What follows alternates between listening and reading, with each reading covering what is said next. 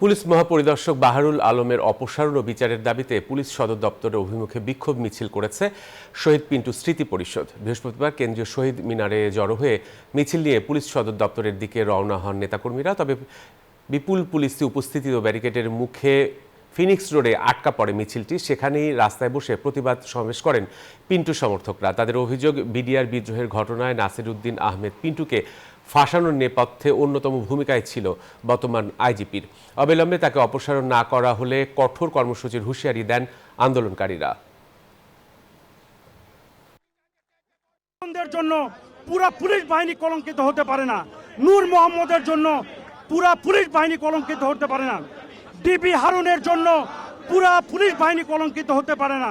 এখানে অনেক সৎ মানুষ আছেন, 5 ওয়াক্ত নামাজি আছেন, পরহেজগার পুলিশ সদস্য রয়েছেন।